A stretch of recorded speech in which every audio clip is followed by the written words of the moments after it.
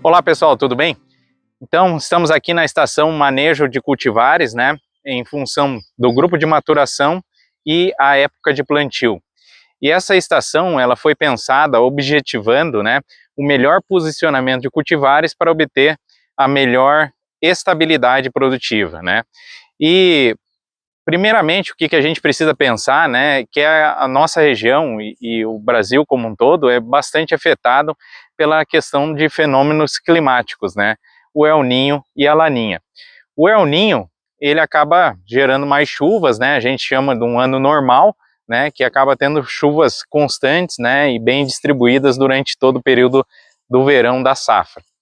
Aí, e a Laninha e anos neutros, né? São anos que a gente tem falta de chuvas, chuvas esparsas, né? Em menores volumes, né? E nesses anos aí de neutralidade e anos de laninha, esses meses sem chuvas geralmente se concentram entre novembro, dezembro e janeiro, né? Então faz com que a gente tenha que pensar realmente como a gente vai estar fazendo nosso posicionamento de cultivares. E também não estar olhando, né, para o retrovisor, né? Não olhar para trás ali para fazer o posicionamento de cultivares, porque não necessariamente uma cultivar que foi bem no ano anterior vai ir bem no próximo ano. Isso aí é muito importante porque a gente vê que a maior parte dos produtores ele acaba se baseando nos resultados da safra anterior.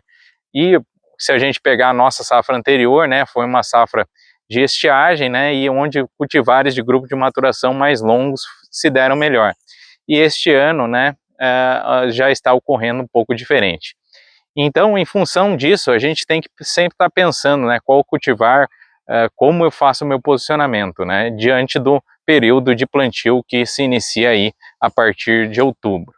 Assim, a gente desenvolveu plantios em diferentes épocas, né, para visualizar essas cultivares, como elas têm um comportamento aí, e tá mostrando um pouco para vocês. Esse experimento a gente já faz há 3 anos, né, e o Thiago Horb, que é o nosso pesquisador lá da CCGL, ele já faz há mais tempo, e tem outras cooperativas que realizam há mais anos, então a gente tem já uma consistência de dados para poder estar falando sobre esse assunto com vocês. Bom, pessoal, então a gente retirou as plantas aí da parcela para mostrar para vocês aí melhor, né? Bom, e aí a gente tem 3 condições aqui, né? 3 cultivares, né? De grupo de maturação diferentes: 5.0, 5.8 e 6.4, né?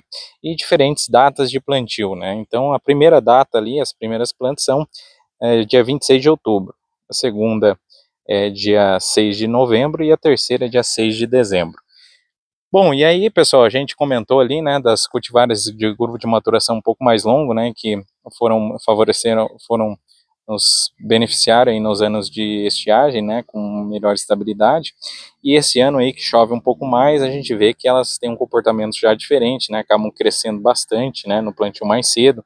Tem a questão da canela, né, um pouco maior, também acabam dificultando, né, pelo porte, a aplicação de fungicidas, né, e entre outros produtos, né, para obter cobertura, e aí no final do ciclo também tendem a acamar, né, como a gente vê em várias lavouras aí que estão semeadas. Aqui quando a gente vê daí que o plantio ele vai se estendendo aí dentro da janela, né, chegando até dezembro, a gente vê que o comportamento da variedade ela muda e fica bem mais interessante, né? A inserção de vagem é um pouco menor, também a gente tem a questão de porte, né, um pouco menor, já engalhou um pouco mais, né? Então mostrando a viabilidade dessas variedades nos anos de mais chuva para os plantios aí mais do final da janela de plantio, né, dezembro, e também temos a condição de soja pós-milho aí que também favorece o plantio dessas variedades. Lógico, aqui a gente fala em terra vermelha, né, pessoal? A gente tem na nossa região o cascalho, tem também a questão de pastagem, né? Então áreas de pastagem, cascalho, essas variedades aí mesmo no ano de mais chuva, né, podem ser bastante interessantes aí por elas possuírem esse crescimento um pouco mais agressivo, né?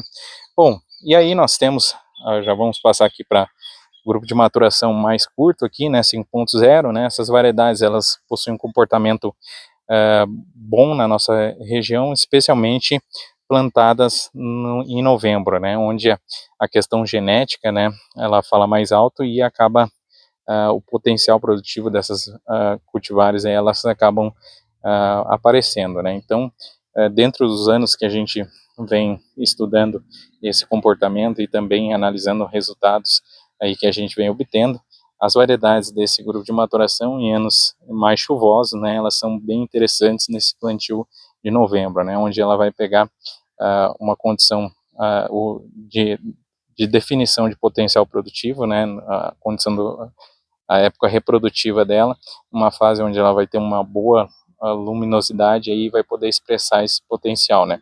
Plantio do cedo dessas variedades também tem um comportamento relativamente bom, mas para potencial produtivo, né, encaixada mais em novembro essas variedades. E no plantio mais tarde, elas podem, não é que não podem ser plantadas, né, mas elas têm já um potencial um pouco menor. E daí nós temos as variedades aí que se encaixam em 5.7 a 6.1, né, são variedades que a gente considera coringa, né, que são variedades que elas se encaixam muito bem na abertura de plantio, né, em anos chuvosos e também no plantio de novembro, né, muito interessantes, né. Dezembro também podem ser uma opção, né, mas se fosse de escolha, né, focar nessa abertura e no plantio de novembro dessas variedades aí. O plantio que elas possuem maior estabilidade e também maior teto produtivo, né. Então, pessoal, o que a gente vê, né, em anos, para a gente fechar um posicionamento aqui, né, em anos de estiagem, né, as variedades de ciclo mais longo, elas vão ter comportamento melhor, né, anos neutros e mais de laninha, né, a gente vai ter essas variedades com comportamento um pouco melhor. E também podendo essas variedades serem semeadas, né, sempre focando em solos de mais fertilidade também, né, nesses períodos aí mais de estiagem, mas elas também possuem um bom comportamento e vão entregar alguma estabilidade produtiva nesses anos. Para as variedades de ciclo mais curto, né, esses anos de mais estiagem, né, elas acabam sendo mais difícil de realizar seu posicionamento, né, sendo pequenas áreas, né, e talvez focado num plantio aí dentro de novembro aí para mais para o final de novembro. Bom, em anos de chuva, né, pessoal, a gente focaria principalmente, né, nessas variedades que a gente considera aí 5.7, 6.1 no plantio inicial, né, abertura de plantio, né, poderia estar plantando alguma área com esses grupos de maturação mais curto em novembro, para daí explorar potencial produtivo e também para escalonamento de plantio, né, e fecharia, né, o plantio com variedades de ciclo mais longo, né, para daí também poder ter aproveitar essa estabilidade produtiva desses cultivares aí nessa época de plantio, né.